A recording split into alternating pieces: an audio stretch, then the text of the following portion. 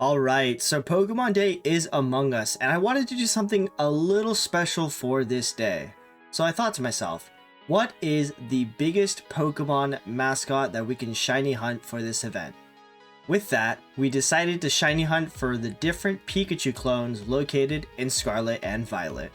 There are quite a few Pikachu clones that can be caught in Scarlet and Violet, some notable clones being Dedenne, Plusle, Minun, and the new Pawmot line that was just introduced to us in Scarlet and Violet. With Pokemon Day approaching, I wanted to start off with the mascot of the franchise, Pikachu. It has a fairly easy shiny to spot and can be isolated relatively well outside of the Artisan area. Since I was running low on Urban Mystica, I tried to only use level 2 encounter sandwiches, since we also still had the shiny charm. This would put our odds of finding a shiny at 1 in 1,365 roughly. After an hour, we finally found our first shiny Pikachu. The next one in the line is finding shiny Pichu. Now, take a look at these two images and tell me which one is the shiny. That's right, the one that was left out in the sun a bit longer than the other one is the shiny Pichu.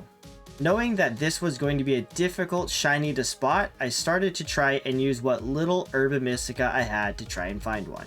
Outside of Los Platos, you can isolate for a Pichu, and after about 20 minutes of searching, we finally found our slightly darker Pichu.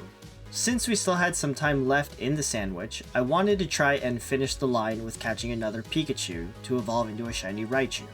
Unfortunately, we weren't able to find it within the level 3 sparkling sandwich, but we eventually did find the shiny Pawmi. On day 2, I was able to make a level 2 encounter sandwich to find my last shiny Pikachu for shiny Raichu within about 50 minutes. Once we finished the Pikachu line, I wanted to go for shiny Dedenne. This one will be a lot easier to see, with the shiny being quite different from the original. There is a spot to isolate this Pokemon outside of the Ortega Team Star base up in the northern part of the map. And after about 40 minutes of hunting, we found our shiny Dedenne. With these ones out of the way, I wanted to try and reset for outbreaks. We managed to find an outbreak of Pawmot, and I only needed one more to finish the line. But wait, you may ask, you haven't even shown us that you caught any other shiny Pawmots. Well, the initial shiny Pawmot I found was on a different hunt that will be shown in a future video, but here's a little snippet of it. Oh, but that is a shiny Pawmot. I think it's Pawmot.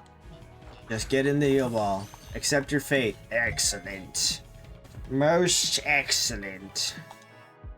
Anyway, after about 30 minutes, we finally found the last one to finish the line. All that remains was Plusle and Minun. Now, if you are familiar with these Pokemon, you will know that they can be hunted from outbreaks in Chargestone Cave, which is extremely bad lighting. Now, take a look at this photo. Do you see which Plusle is shiny and which one is not? Exactly. We have to shiny hunt for another slightly suntanned Pokemon in an area that has the worst lighting possible. This was going to be a challenge on my eyesight. I wasn't going to take any chances of making this a long hunt, so I made another level 3 sparkling sandwich and got an outbreak within Chargestone Cave. After staring at countless Plusles, not knowing if I had passed a shiny or not, I had finally found one.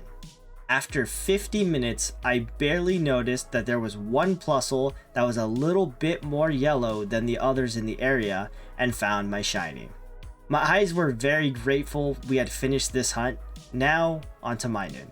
We reset for outbreaks, got another within Chargestone Cave, and found this within the first 30 minutes of our hunt. I had finally caught, to my knowledge, all the Pikachu clones that I knew of in Scarlet and Violet.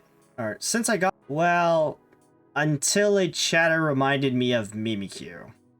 Since I got my Violet copy up to this area, I decided to use my Urban Mystica, but decided to catch it within my second copy of the game. Mimikyu has an isolated counter within the Tag Tree Thicket, and luckily enough, it was another decent shiny to spot. However, Even with the sparkling level 3 sandwich, it took us over 2 hours to find a single one.